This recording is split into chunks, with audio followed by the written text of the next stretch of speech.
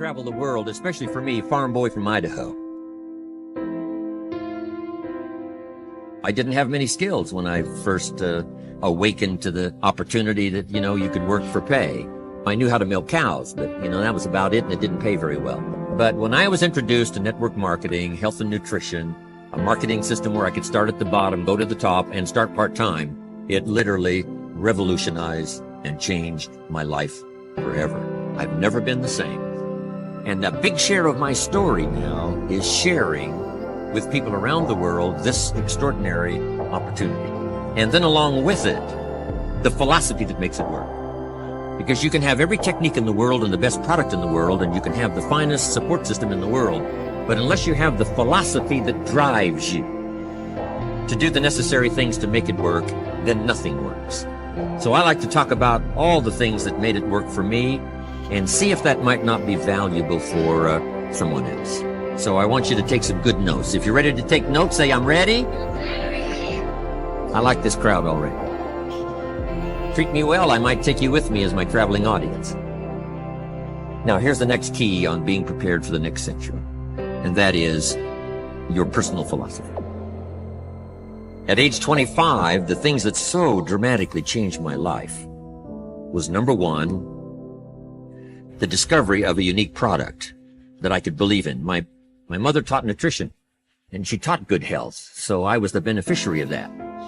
It came from my grandmother, my grandfather, passed it on to my mother. She taught it, passed it on to me.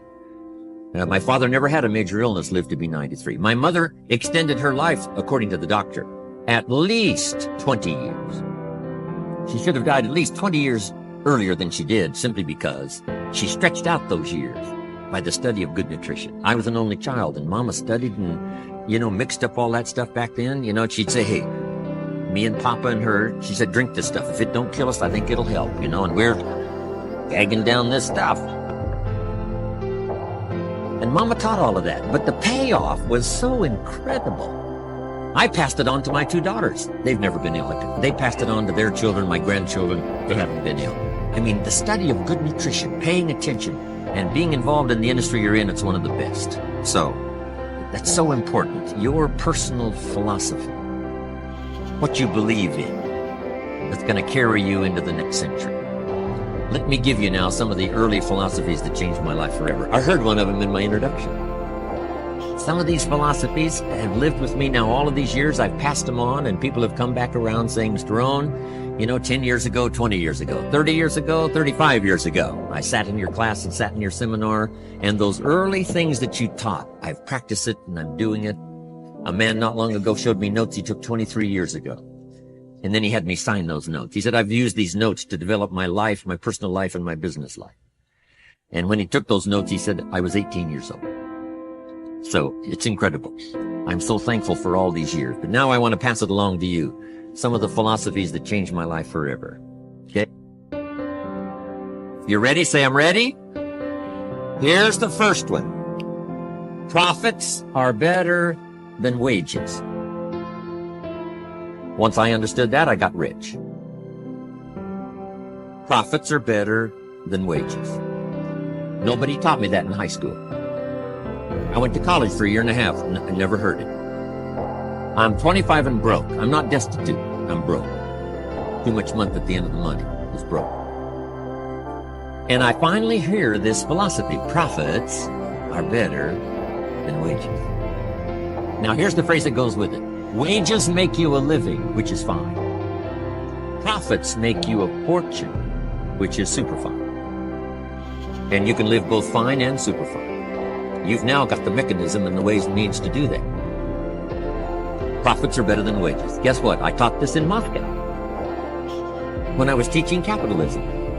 The communists had it all wrong. They taught that capitalism was, a big company that oppresses its workers. I mean, it was absolutely ridiculous. They had mentally lost it when they came up with this ridiculous philosophy. Communism taught capital belongs to the state, not the people. And we taught all these years what? Capital belongs in the hands of the people, not the state. That's why, of course, kids should pay taxes, because they can be capitalists, and all capitalists should pay taxes. And it doesn't take much to start an enterprise that makes a profit. I teach kids how to have two bicycles, one to ride and one to rent. I mean, how long does it take? How long does it take to make a profit? I mean, a little ingenuity and you're on your way. So profits are better than wages. Capitalism better than communism. Communism said people are too dumb and stupid to know what to do with capital. So you must take capital away from all the dumb, stupid people and give it to the all-wise, all-knowing state. And let the state run everything. I mean, that was communism. And they devastated every country they touched. I've been to East Germany. It's taking $1 trillion just to clean up East Germany. They've already spent $500 billion. They got $500 billion more to go. I mean, every country they touched, and I've been in all of them, they devastated them all with their devastating philosophy. We teach capital belongs in the hands of the people. That's where the ingenuity is, to bring goods and services to the marketplace. And I'm going to show you later the miracle of capitalism grassroots in America, which you're involved in. But once I understood this now, it was so incredible. Profits are better than wages. Now, when I first was recruited, I'm a distributor for this little product called Abunda Vita. And here's what my mentor said, Mr. Schoaf.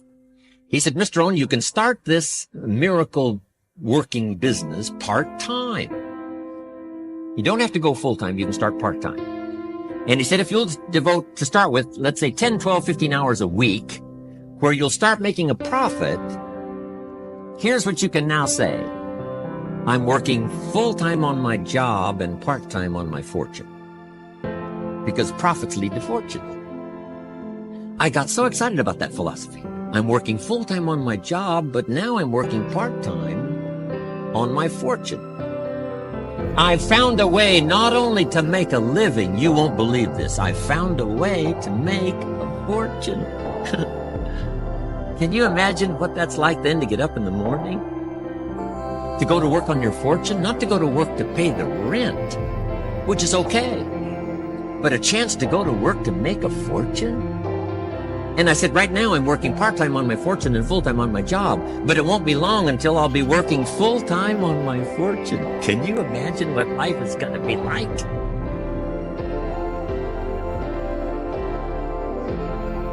Now, here was my first goal when I started, and that was part-time. I wanted to equal on my profits part-time what I was earning on my full-time job. This is called the magic of part-time. It is so thrilling for people to start working the business part-time, because now you can work on profits, and it doesn't take very long.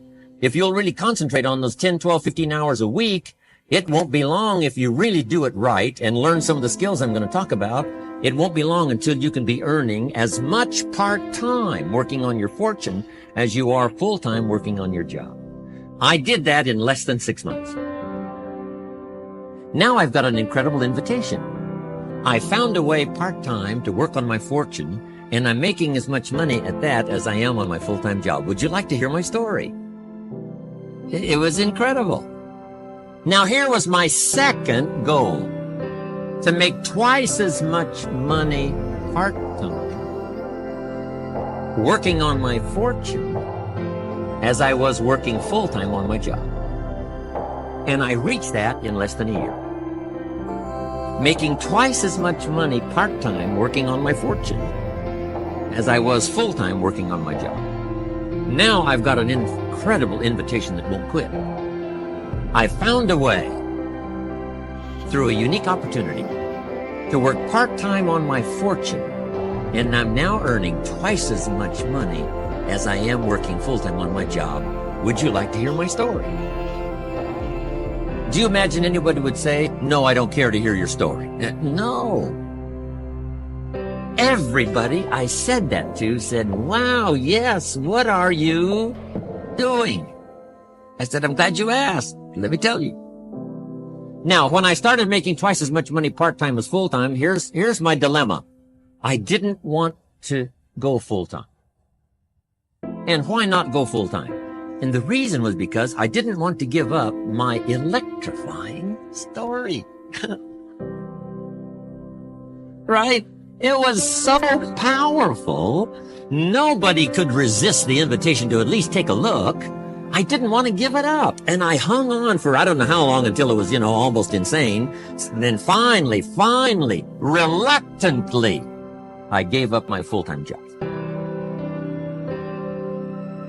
But now,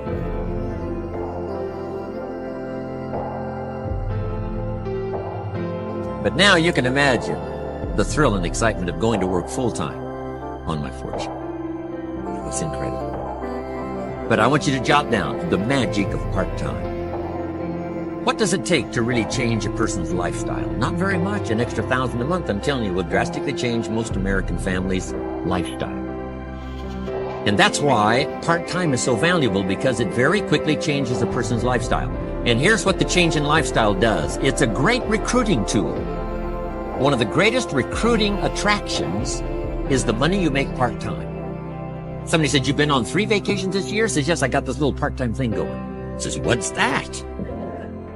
"You bought 2 new cars, one for you and one for her.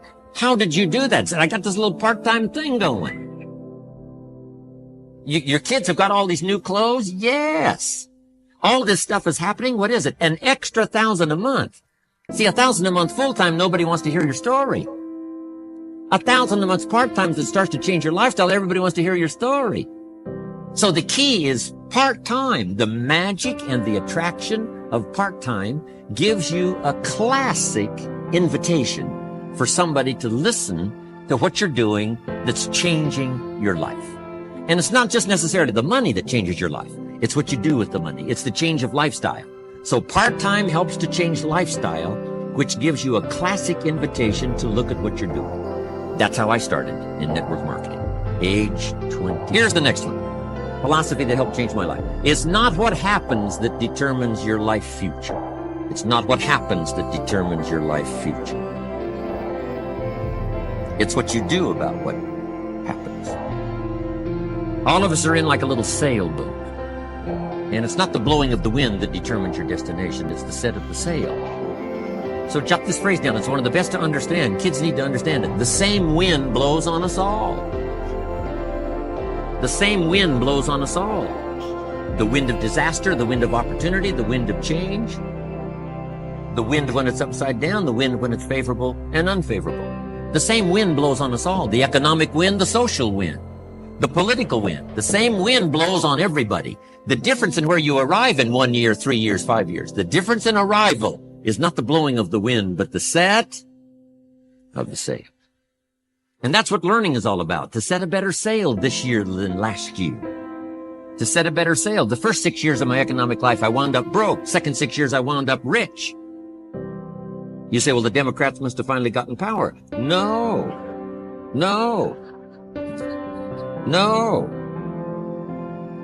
It was not a political change. Here's what changed the second 6 years of my economic life. It was my philosophy that changed.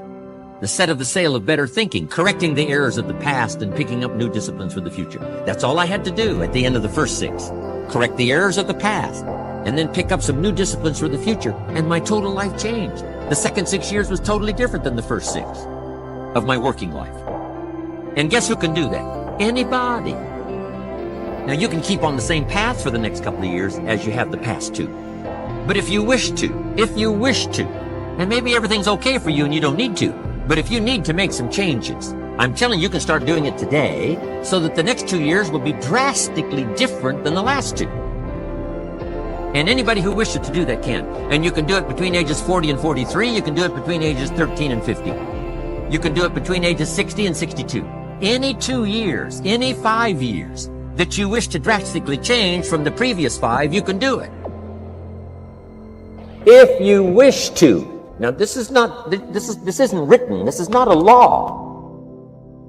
Here's what it's called: opportunity. But if you don't know you can change, if you don't know you can drastically change your income, change your future, change your health, change your marriage, change everything, if you don't know that, some people then go year after year after year after year not making much change simply because they didn't get to the class. They never read the book. They never went to the seminar. They never made the discovery. They didn't seek for the knowledge of how could I make my life better. And if you just rock along, I'm telling you it's okay. Anybody can live any way they choose, but I'm here to tell all of you that if you wish to, it's possible to make the next 3 years totally different than the last 3. And all you have to do is just a few things. So if you got that one now, it's not the blowing of the wind that determines your income. It's not the blowing of the wind that determines your fortune.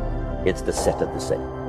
And that's why we gathered here today. Maybe I've got some ideas that'll help you with a couple of little things about setting the sail of your thinking that might drastically give you multiplied more benefit the next 3 years than you've gotten in the last 3. So it's not what happens. What happens to everybody. Chevron years ago brought me in to talk to management. They said, Mr. Rohn, you travel around the world and you're fairly knowledgeable. What do you think the next 10 years are going to be like? I said, gentlemen, I can tell you I do know the right people. So they all leaned forward and listened carefully. And I said, gentlemen, the next 10 years are going to be about like the last 10.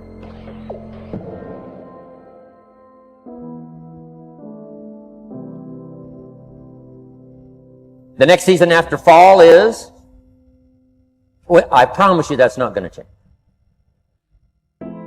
After day comes night. I promise you that's not going to change. Here's how the last 6,000 years reads. If you want to make a note of Jim Rohn's vision of history the last 6,000 years, here's how it reads. Opportunity mixed with difficulty. And if we're around another 6,000 years, it's going to read like that looks like for the next 6,000 years. Opportunity mixed with difficulty. Now, sometimes there seems to be more opportunity than difficulty, and then sometimes there seems to be more difficulty than opportunity, but the mix isn't going to change. After expansion comes recession. But after recession comes expansion. Not to think so, see, is naive. And once you've got just a little of this stuff settled, then you know exactly what to do. You know exactly what to anticipate, so you can be ready. Now, here's the next one, and I heard it in my invitation. Here's what it says. For things to change, you have to change. I was hoping the government would change, and taxes would change, and economics would change, and my boss would change and be more generous. I wished for everything to change, and my teacher said, no, Mr. Rohn, for things to change for you, you have to change. Don't wish it was easier, wish you were better. Once I understood this, this altered the course of my life. Don't wish it was easier. Wish you were better. And here's the big one.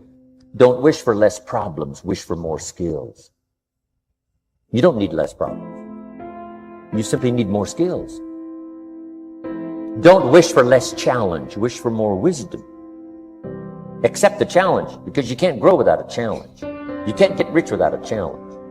You can't fly without gravity. You have to understand the challenge. But that's the key, is to now develop wisdom to overcome the challenge. Don't wish for less challenge, but more wisdom. And then here's one more philosophy that helped change my life forever. You can do the most remarkable things no matter what happens. Humans can do the most remarkable things no matter what happens. Philosophies that changed my life. Here's one of the big philosophies I learned in network marketing. It's called the law of averages. If you do something often enough, a ratio will appear. Key phrase, if you do something often enough, a ratio will appear. It's amazing. It's uncanny. In baseball, we call it batting average. If you talk to 10 people, one says yes. Now the ratio has begun. 1 out of 10. Talk to 10, get 1. Here's something interesting about the law of averages. Once it starts, it tends to continue. This is colossal information. Once a ratio starts, it tends to continue. If you talk to 10 and get 1, sure enough, chances are excellent. If you talk to 10 more, you'll get another one. Talk to 10 more, you'll get another one. Now you can compete. If you can only get 1 out of 10, you can compete, even with somebody that can get 9 out of 10. If you've been here a long time, you can get 9 out of 10. I just joined, I can only get 1 out of 10. If we have a 30-day contest, I will beat you. You say, well, how could you beat me? Here's why. During that 30 days, you talk to 10 and get 9. I talk to 100 and get 10. I beat you. Isn't that clever? This is clever stuff. And I do it for 2 reasons. I sincerely wish to win. But I do it for another very sincere reason. I wish for you to lose. And that's noble on my part. Here's why it's noble. You learn more by losing than you do by winning. So I wish to give you that experience. Now here's how I do it once I understand the law of averages. When I'm new, I make up in numbers what I lack in skill. I make up in numbers what I lack in skill. Now who can do that? Anybody that's ambitious. Anybody with a little ingenuity. Anybody. Doesn't matter. Now here's one more. The law of averages can be increased. You get 1 out of 10, talk to 10, get another one. Talk to 10, get another one. The fourth time you talk to 10, you get 2. Why would the fourth time you talk to 10, you get 2 instead of 1? You're getting better. You're getting better. And who can get better? Anybody. Talk to 10, get 2. Talk to 10, get 2. Finally, talk to 10, get 3. I finally got up to about 3. Now, it takes more than a genius to go past like 3 or 4. But 3 will do. If you bat 300 in baseball, they pay you $4 million a year. Which means you're out 7 times out of 10. 7 times out of 10, out.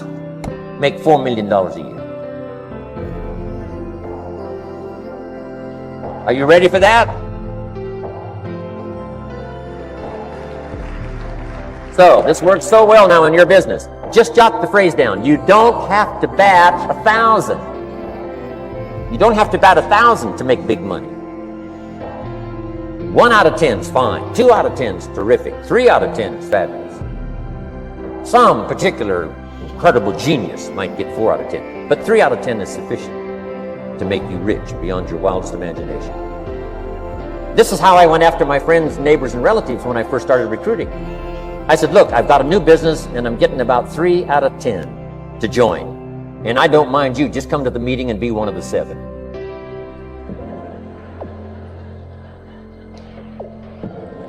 Right? Doesn't matter. You're my friend, you'll do me a favor.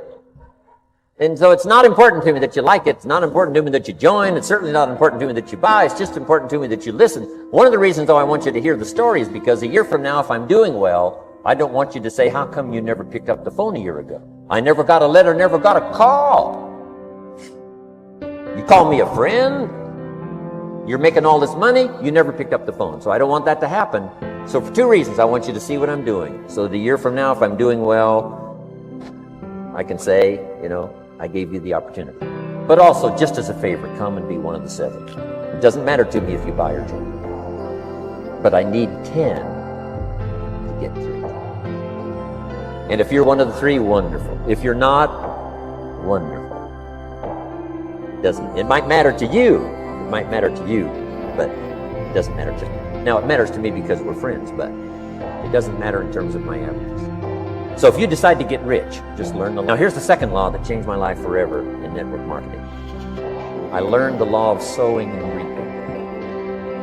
And in the law of sowing and reaping is also the story of the law of averages. Jot this down. The story of the sower comes from the Bible. I'm an amateur on the Bible, but this is such a useful story. Here's what the story says. And take the notes because the drama's in the details. The sower was ambitious. Evidently, he was ambitious. When you read the whole story, you'll conclude, yes, this was an ambitious sower. Here was number 2. He had excellent seed. The sower who sowed the seed had excellent seed. And the excellent seed could be an excellent opportunity, an excellent product, an excellent story. So we've got an ambitious sower with excellent seed. But now here's the rest of the details of the story. For your information, for the drama of your life, so you can understand things better. Learning some of this is how I got rich by age 31. Okay. Number 1, it says the sower goes out to sow the seed, but the first part of the seed falls by the wayside and the birds get it. So jot this down. The birds are going to get some of the seed. The birds are going to get some of the seed. Now you say, well, Mr. Rohn, what does that mean? Well, I invite John to come to a meeting. He said he'd be there Tuesday night. Tuesday night I show up, John isn't there. I say, John, I wonder why John didn't make it. Now I know the answer. The birds. The birds. John had this great idea of coming to the meeting to look at an opportunity, and somebody stole it and said, you're not going to go see Network Mark. And he says, well, maybe not. So have you jotted that down now? The birds are going to get some. Now, when the birds get some, you've got two options. Number one is to chase birds. And say, well, let me get a hold of the person that talked him out of coming to the meeting. I'll tear him a new page. But I wouldn't do this. Here's what happens if you go chasing birds. You leave the field. If you go chasing birds now, you leave the field, which is going to distract from your future, not add. So you can't chase birds and try to straighten this stuff out. Here's what it is. It's just one of those things. And here's the best comment when things are a little disappointing. Isn't that interesting? You just have to say, I thought sure he would be there. He promised me. He promised me. But I know it was the birds. And you just have to say, isn't that interesting? Now, here's the rest of the story. It says, the sower kept on sowing. See, that was the secret to his success. He kept on sowing. And if you keep sowing, you can sow more than the birds can get because there aren't enough birds. If you keep sowing, there are some birds, but there's not enough. Because the law of averages will work for you. My mentor taught me, he said, you know, Mr. Rohn, there's only 9 or 10 real nasty, miserable people in the whole world. Now, he says they move around a lot, you know, and you're liable to... You'll bump into one once in a while. But when you bump into one, you say, there's only 9 more like you. I can handle that. In the whole world. Okay. Now, here's what else it says. The sower now keeps sowing the seed. Now the seed falls, the story says, on rocky ground where the soil is shallow. And the rocky ground where the soil is shallow is not of your making. Because you had excellent seed and you were an ambitious sower. So the rocky ground where the soil is shallow is not of your making. But here's what it says what happened. This time, the little seed that falls in the ground starts to grow. And the little plant starts to grow. But the first hot day, it withers and dies. Not an easy thing to watch. I finally get John started. Sure enough, 3 or 4 days later, somebody says, boo! And he goes,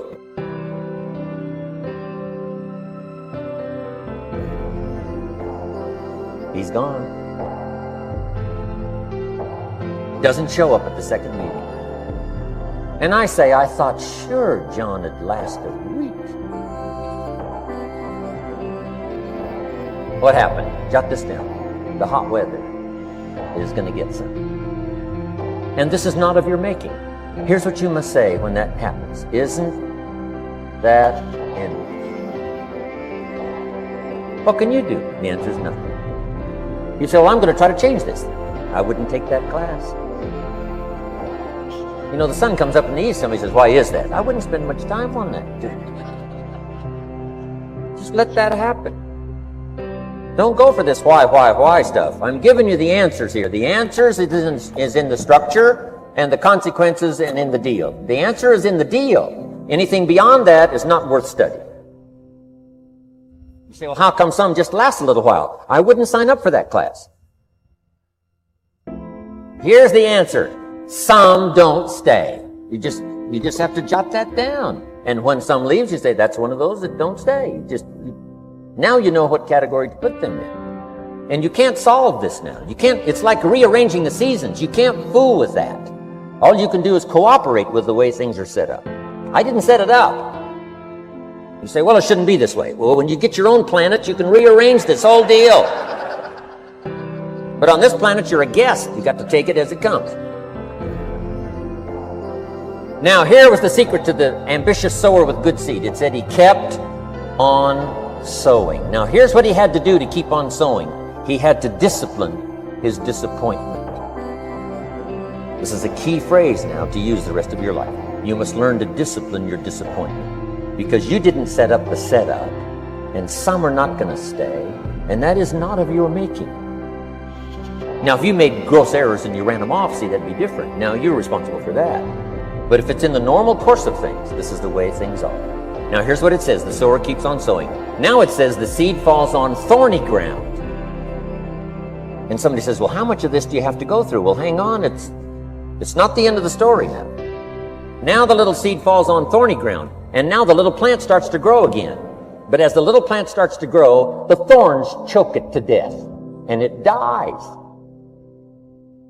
So jot this down. The thorns are going to get some. And that's not of your making. And what are these thorns? The story even called these little thorns, little cares, little distractions, little somethings. Who knows what all they are?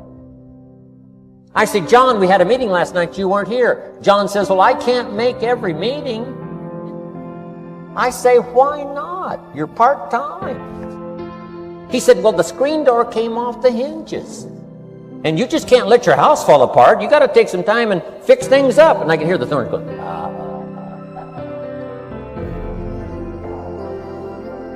He says some extra trash had piled up in the garage. You can't let mountains of trash take over. You got to keep your trash hauled out. People who let little things cheat them out of big opportunities. People who let little things cheat them out of big opportunities. And you feel almost helpless. What could I do about that? And that's nothing. And you say, well, why is this? I'm asking you not to sign up for that class. Don't sign up for these why is this class. It's just the way it is.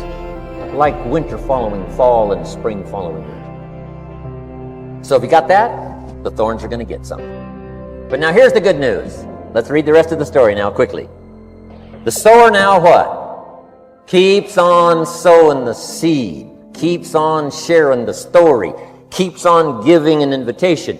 Yes, the invitation can be more powerful for me as it was 1 year later than it was the first month. Because now I'm saying I'm making twice as much money part-time as I'm making on my full-time job. Yes, the story can be more powerful, but the law of average is still going to work. But now here's what the story said.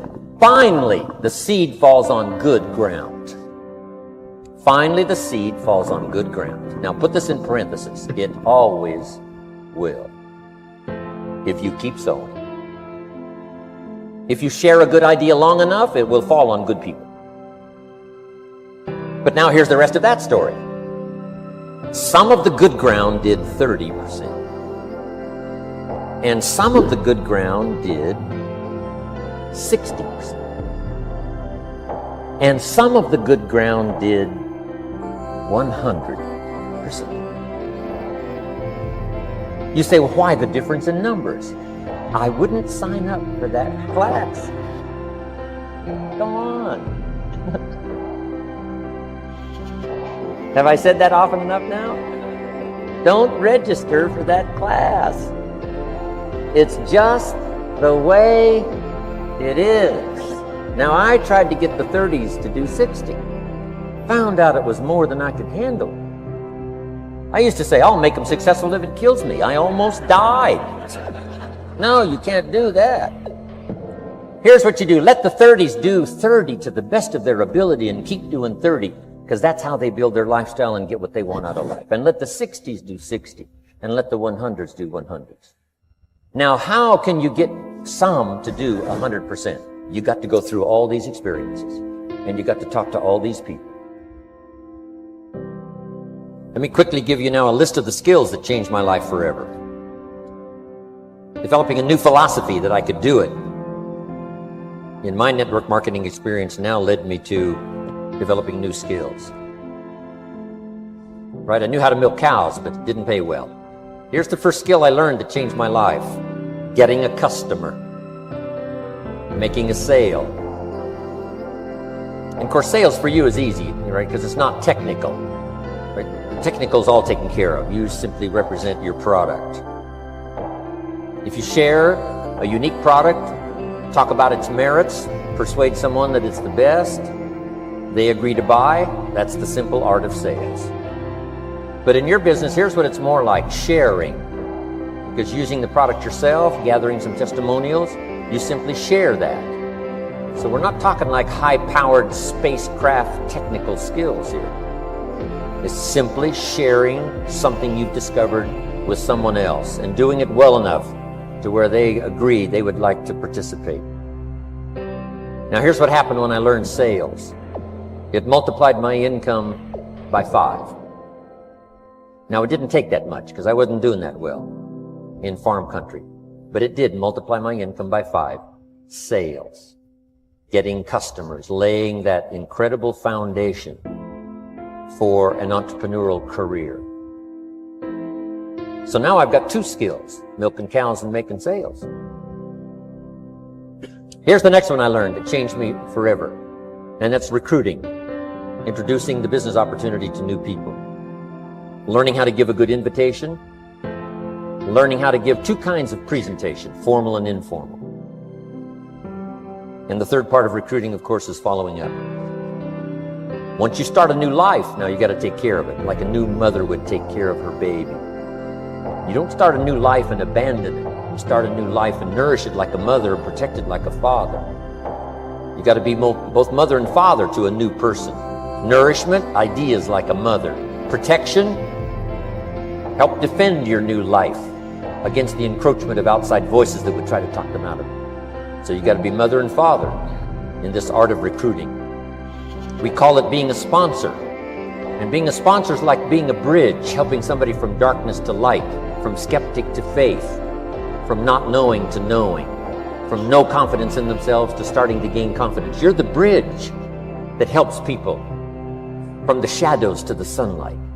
It's one of the most exciting positions to occupy in all of network marketing industry, is the bridge, helping people crossing the bridge out from discouragement into recognition. Being this bridge, that's what the recruiting magic is all about. You've got the answers. They've been looking for the answers. You've got the answers, and you help them cross this bridge. You see something in them before they can see it in themselves. You assure them that it's possible to be more than they are, therefore they can earn more than they've got, have more than they possess. This is one of the great arts in the world, and here's what's exciting about this art. It pays big money.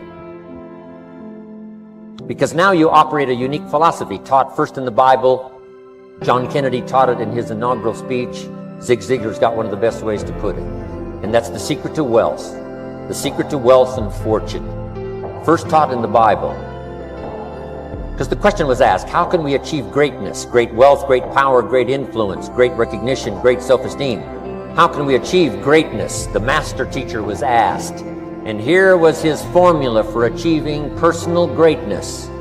He said, find a way to serve the many. For service to many leads to greatness. For those that are interested. Some people aren't interested, but for those that are, service to many leads to greatness. Someone says, well, best I can do is just take care of myself, which is okay, but it doesn't lead to greatness. Somebody says, I got enough bills of my own, I can't worry about someone else's bills. That's okay, but it doesn't lead to greatness. Greatness is helping people pay their bills, you forget about yours. Because if you help enough people pay theirs, yours disappear. Help people with problems, your problems disappear. The key to greatness, the master teacher taught, is finding a way. Now, a lot of people would like to serve many people, but they don't have a way. And what's exciting about you and your business is you've now got the way. Whether you use it or not, it's up to you. Whether you cash it in or not is up to you. Whether you make a fortune or just a little, that's all up to you. Each person's ambition. It's called the same marketing, the same product. The products are the same for everybody here. The marketing system is the same. The difference is each person's philosophy and each person's individual ambition. But whatever your ambitions are, now you've got the ways and means. And here's what you've got the ways and means to do. Serve as many people as you would like. Now, here's what's exciting about recruiting. With what you're involved in here, you can directly and indirectly affect the lives of dozens of people. Some of you are going to directly and indirectly affect the lives of hundreds of people. And some of you, if you wish, can directly and indirectly affect the lives of thousands of people. And the pay is accordingly. If you affect a few, you earn that pay. If you affect the many, you earn that pay. But the secret is found in the Bible. Service to many leads to greatness. Now, John Kennedy said it in his inaugural speech. Here's what he said: don't ask. Don't we wish that was the current political philosophy? Where is John Kennedy and his philosophy? John Kennedy said, don't ask. That's important if you understand philosophy. He said, don't ask what the people can do for you. Don't ask what the country can do for you. Don't ask what the government can do for you. That's not how you get rich. That's not how you have high self-esteem. That's not how you get trophies to put on the mantle above the fireplace, asking what the people can do for you. Don't ask, he said, what the people can do for you, but ask, what could I do for my country? And the country means the people. What could I do for the people? I want trophies. I want recognition. I want high self-esteem. I would even like a chance to make a fortune. John Kennedy says it's easy. Don't ask what the people can do for you, but ask, what could I do for the people? Could I directly and indirectly serve many in my country? And now that you are participating in this program, the answer is yes. Now, Zig probably said it best. Zig's got some greats. Zig and I have been good friends for a lot of years. Zig says money isn't everything, but it ranks right up there with oxygen. Zig, you're right. Zig says, my dentist told me, Zig, only floss the teeth you want to keep. You know, forget the rest. But here, Zig is famous for this now. This is one of Zig's philosophies, and it goes right along with the other two, the Bible and John Kennedy. Here's what Zig says. If you help enough people get what they want, you can have everything you want. If you help enough people get what they want, you can have everything you want. Now, wanting everything you want, we call that self-interest. But it's okay to have self-interest if you do it in a positive way. By helping enough people get what they want, you can have everything you want. Now, you can accomplish all that by learning this next skill called recruiting. And I learned it, and it made me fortunes. So now I've got 3 skills: milking cows, making sales, and recruiting. Here's the next skill I learned that paid big money: organizing. Once you got a few, get them to work together, see, and that's magic. Getting people to work together is magic. Now, yes, it's challenging, like having several members of your family. Getting them to work together is challenging, but it's magic. Getting husband and wife to work together is challenging, but it's magic when it happens. But everything magic is challenging. You just got to jot that down. Everything magic is challenging. But once you figure out the challenge and go for it, then the magic occurs. Let me tell you how magical people working together is. Let me quote the Bible again. It says, if 2 or 3 agree on a common purpose, nothing is impossible. Just try that on for your mental size. If 2 or 3 agree on a common purpose, nothing's impossible. Everybody's looking for a challenge. Here's what I teach, especially the kids. Here's the best challenge in the world. Let's go do it. Not you go do it. Let's go do it. If 2 or 3 of us decide on a common purpose to do it, nothing's impossible. Incredible. Working together, organizing. Now, when everybody's an independent, now it's a little more challenging. Like having kids, they've each got their own opinions. They've each got their own ambitions and desires. It's challenging. You've got a variety. But that's what makes life, the variety. And it is, in your business, it is challenging, getting people to work together. It's like herding cats. You know, sheep are easy, but you got to try cats, herding cats. But if you can possibly get it done, the power is so immense when you get people to work together. Here's one of the powers of working together: shared testimonials. If I've got somebody new and you're there and I'm there, I give them my testimonial, you give your testimonial. Maybe what tips the scales in getting me a new person is not my testimonial, but my partner's testimonial. Somebody I'm working with, their testimonial got it. Shared testimonials are so powerful. That's why working together is okay, is powerful. Now, working by yourself is okay. All this stuff is okay. Everybody needs to know, though, where are the advantages? And these are some of the advantages. I learned to organize, paid big money. Here's what I next learned to do: promote.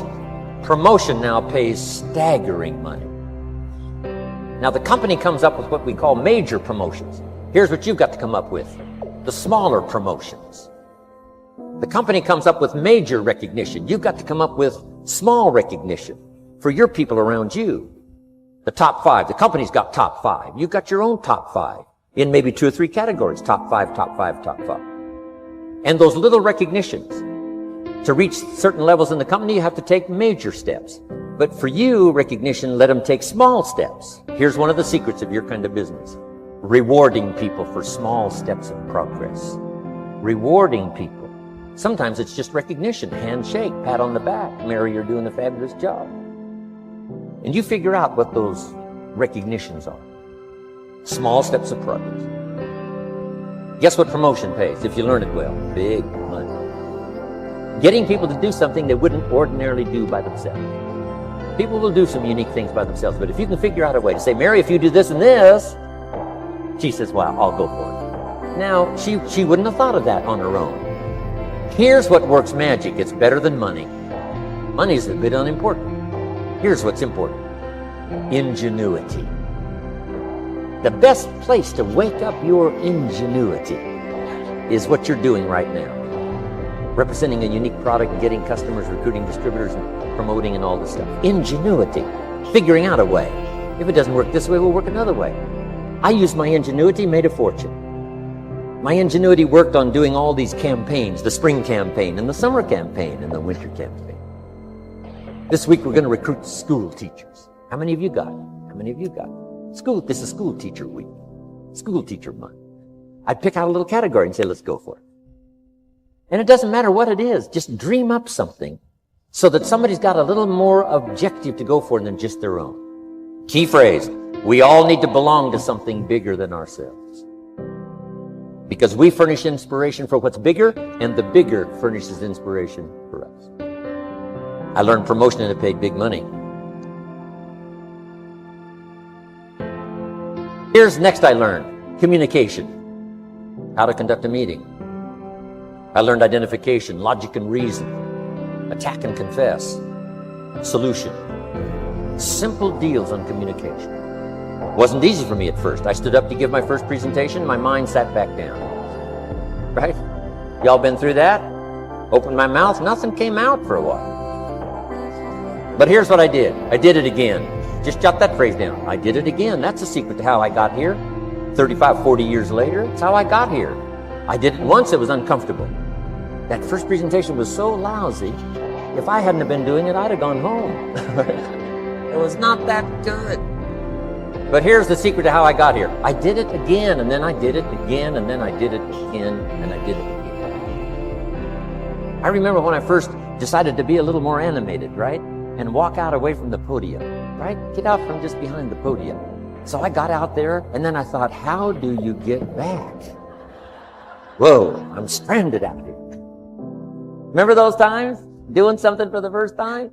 But you learn quickly in your business, right? In your business, a guy stands up to give his first testimonial, and he's so nervous he forgets his own name, right? And 30 days later, he wants to give a 3-hour testimonial, right? You can hardly get him off the stage.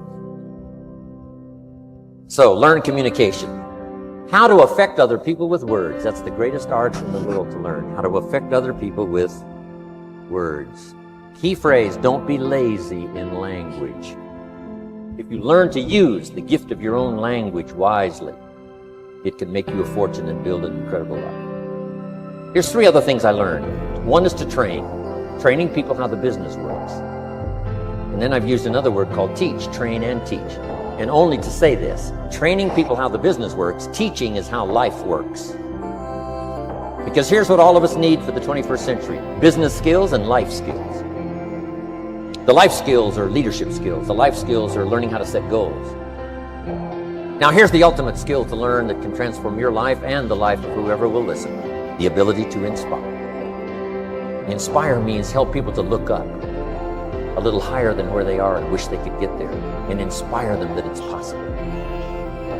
Here's how we inspire: by our own testimony. If I can do it, you can do it. Here's how else we inspire: by others' testimonial. If they can do it, Mary, you can do it. Getting people to see themselves better than they are. Getting people to see themselves richer than they are. Getting people to see themselves more capable next year than they are this year. Getting to see themselves in the future. To help both your kids and your people, here's what you must learn to do. Number one, help people to see themselves as they are. If people have made mistakes, they got to know it. You can't go on making mistakes and hope to achieve. Mistakes have to be corrected. And you've got to do it with your children. Help them to see themselves as they are. If they've messed up, here's what you've got to say. You've messed up. But here's what's important as a parent. Don't leave them in the mess. Some parents, tell their kids they've messed up and then they leave them in the mess. They don't paint a better picture. Here's what you could become with just a couple of more changes. Rather than this, here's what you could be. So we must help our children see themselves as they are, but here's the greatest gift. To help our children see themselves better than they are. To transport them not only past to see their mistakes, but transport them to the future to see their opportunity. To see the person they can become. My mentor had that greatest gift to help me to see myself better than I was. At first it was difficult to see. Then I started to believe, and that's how I got here today. He said, one of these days, Mr. Rohn, you'll walk into a room full of people, and you will hear some of them say, that's him, that's the famous man. I said, well, that could never happen to me. He said, trust me. If you keep working hard on the disciplines like you're doing right now, that'll happen. You'll walk into a room full of people and you'll hear one say, that's him, that's the famous man. He saw it and he tried to get me to see it. And now finally it's happened.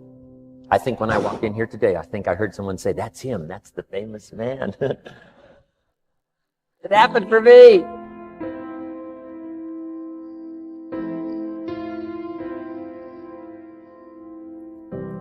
And if it can happen for me, it can happen for you. Just master these skills to inspire. Here's what else I learned, the skills of building an organization. Learn to work with the people who deserve it, not the people who need it. You must be like life itself, respond to deserve, not to need. It doesn't say if you need, you will have a harvest. It doesn't say if you need a harvest, you'll have a harvest. It's not what it says. It says if you plant, chances are good you'll have a harvest. If you plant, you will reap. Not if you need, you will reap. So we must be like life itself. Respond to the people who deserve it by planting, by taking the first step. Even God himself says, if you move toward me, I'll move toward you. That's the condition. You move toward me, I'll move toward you, says the Almighty. Now he could also say, you don't move, I don't move. You say, well, that's arbitrary. Well, when you're God, you can set it up that way. Now, learn to work with the people who deserve it, not the people who need it. Now, here's what's the next step. Teach people how to deserve your time. Teach people how to deserve your attention. Teach people how to deserve a phone call. Say, Mary, you just take this one step and I take 2 steps. You take 2 steps, I take 5 steps. You don't step, I don't step. But this isn't hard now. You step, I step. You respond, I respond. You try, I try. You make a call, I back you up. Right? Learn to teach people how to deserve your time and your attention. Next, I learned to work by group more than individual. Here's why. 80% of the people do 20% of the business. So 20% of the people you can work with individually. 80% you have to work with by group. But group is very powerful, less confrontational. Then here's what's important for all of you to learn as a sponsor, helping other people. You can help 1,000, but you can't carry 3 on your back. You can help 1,000, but you can't carry 3 on your back. And I'm sure all of you have already gotten that experience, even though you've been here a short time. Some people will try to get on your back. That's where we got that expression, get off. That's where we got that. A guy discovered somebody on his back and said, what? I can't carry you, get. Now, if you're like some I see here, 6'4" and you weigh 300 pounds, you might carry one. And if you were really big enough, Kareem Abdul-Jabbar or something, you might carry 2, but you can't carry 3. When babies are born, they were not designed just to be carried. Babies were not born to be carried all their life. Someday you got to try your legs. Someday you got to try your wings. Someday you got to try. Even if you fall down, you got to try, because you can't just crawl around all your life. You can't be carried all your life. So as quickly as possible, you can help 1,000, but you can't carry 3. Next, don't expect the pear tree to bear apples. I used to try to change everything. You can hang apples on a pear tree. I'm telling you, it won't help. You can put up a sign, this is an apple tree. Sure enough, come the season, pears. Here's what I learned. You cannot change people, but they can change themselves. You cannot change people, but they can change themselves. Capital in your business isn't what matters. It's not the money that buys you a future. It's your skills that buy you a future. Money and no skills, and I'm telling you, you're still poor. Money and no ambition, where are you? Money and no courage, you're broke. A little bit of money and a whole lot of courage. That's all we need. I'm looking for people when I'm recruiting back in those days. The money didn't matter. What mattered to me was somebody's willingness, somebody's ingenuity, and somebody's willingness to try. Right? If they had $1 to invest, that was plenty for me. $1 and some ambition, and I can show you how to get rich. And it'll be one of the classic stories of the company. I go to recruit somebody, they say, I don't have any money. See, I've been looking for you for 6 months. Let me show you how to do it without any money. Because here's the rules of capitalism. Jot this down. You can either buy and sell, or if you're in certain circumstances, you can sell and buy. If you've got ambition. Now, if you haven't got ambition, we can't cure that, and money won't cure lack of ambition. But if you've got $1 and some ambition, I'll show you how to get rich. And even if you don't have $1, I'll show you how to get rich, because you can sell and buy. Somebody says, as soon as the product arrives, I'll sell it. Then you don't understand. You don't understand the magic of fortune if you say, I have to wait till it gets here to sell it. And you probably don't understand the value of your own story. Once I understood that, I knew I was going to be wealthy. That's why right in the beginning, I started giving big tips. I knew I was going to be wealthy. Say, wow, this guy tips like a rich man. See, that's right, he tips like a rich man. Even in the beginning, I tipped like a rich man, because I knew I was going to be. Isn't this fun?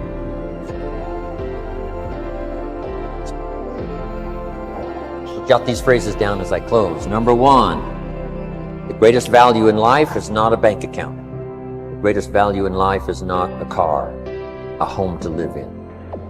The greatest value in life is this. Make a note. Living a good life. In the midst of all of our achieving and recruiting and building and growing, helping other people, being a part of society and the country and the world, being all of this stuff, here's what you must figure out all of your life, how to continually live a good life. So let me give you my short list. I'll cover the long list the next time I see you. Here's the short list on a good life. Number 1, productivity. If you don't produce, you won't be happy. Here's number 2, good friends. The greatest support system in the world is good friends. You got to work on that. Don't be careless here. Friends are those wonderful people who know all about you and still like you. Here's next, spirituality. I'm not asking you to be a believer. I am a believer that humans are more than an advanced form of the animal kingdom. I'm a believer that we're a special creation. I don't ask you to be a believer, but here's what I do ask. If you are a believer, here's what you must do. Study, practice, and teach. Whatever's valuable to you, study, practice, and teach. Repeat it after me now. Again. Study, practice, and teach. Here's why. It builds the foundation that builds the country, that builds the nation, that helps us to compete among the nations of the world in the 21st century. And this is one of those subjects, to study, practice, teach. Next, my parents taught me, don't miss anything. Don't miss the game. Don't miss the performance. Don't miss the show, the movie. Don't miss the words. We're all inspired by the words. Elton John says she lived her life like a candle in the wind, never knowing who to cling to. when the rain's setting. You can't miss those lyrics. You can't miss the music. You can't miss the song that nourished the soul. You can't describe how brief and fragile life is much better than that. George Harrison, one of the Beatles, sings, "If not for you, the winter would hold no spring. Couldn't hear a robin sing. I just wouldn't have a clue if not for you." Got to remember the words that reflect the experience. Barbara Streisand sings, "It used to be so natural to talk about forever, but used to be's don't count anymore. They just lay on the floor till we sweep them away. You don't sing me love songs, you don't say you need me, and you don't bring me flowers anymore." Illustrative of all of our experiences. Winston Churchill said, "The truth is incontrovertible. Malice may attack it and ignorance may deride it, but in the end, there it is." You got to use that. Feast on someone else's comments. Because see, you could stay up all night and not think of that.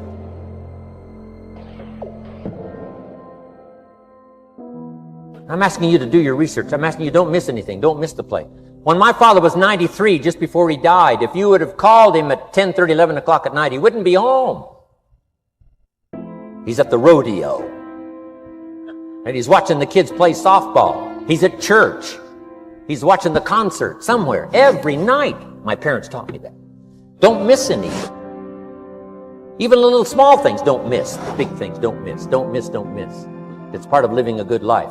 Here's why. Jot this phrase down. It'll serve you well forever. If you live well, you will earn well. If you live well, it'll show up in the texture of your voice. If you live well, it'll show up in your face. If you live well, it'll show up in the magnetism of your personality. If you live well. So don't miss the nourishment of all the things around you that can help you live a good life. Next is the inner circle. Take care of them, they'll take care of you. Inspire them, they will inspire you. Nothing more valuable than the inner circle. That's where the power to conquer the world comes from, the inner circle. If a father walks out of the house and he can still all day long feel his daughter's kiss on his face, he's a powerful man. The nourishment of the inner circle is so incredible. If a husband walks out of the house and all day long he feels the imprint of his wife's arms around his body, he's invincible. Who can touch him? One person caring for another, the old prophet said, is the greatest of virtues. There's many virtues and values, but the greatest is love, one person caring for another. Better to live in a tent on the beach with someone you love than to live in a mansion by yourself. People caring for people. And especially that inner circle where the power is so magnificent that if you draw from it, if you nourish it, and then it nourishes you. Now here's my last comment. Ask for God's help. We could all use a little help. But my whole seminar was what you can do. A man took a rock pile, turned it into a fabulous garden. Somebody came and saw it and said, "You know, you and the good Lord have this fabulous garden here." The gardener said, "I understand your point, but you should have seen it a few years ago when God had it all by himself." So we do play a part. So make this the last note now. We have a chance as human beings to participate in the miracle process. We have a chance as human beings to participate in the miracle process. And you can go do that every day as often as you wish. Changing somebody's life. Rescuing somebody from oblivion, building an organization second to none so that your name will appear in many people's testimony. And that's why I came today. So that by chance, I don't need the money. It's not why I'm here. I take the money, but I don't need the money. But here's why I'm here. By chance, perhaps, if I've come along at the right time, I don't know what time this is for you, but if I've come along at the right time, just maybe, a week from now, a month from now, a year from now, 5 years from now, you might say, Jim Rohn came by and gave us a little piece of information that started me down the road. Here's what's happened to me. And my name might appear in your testimony. Now here's the drama as we finish. How many of you have my name in your notes? Here's the part of the drama then. I go with you. When we all leave here and the lights are out and the place is dark, I go with you because you've taken my notes and hopefully some of the spirit, some of the stuff I had besides just the notes. So I go with all of you. But here's the big drama. All of you go with me. See, that's so unbelievable. So as I leave here, I promise not to leave you behind. I will take you with me in my thoughts and in my heart. God bless.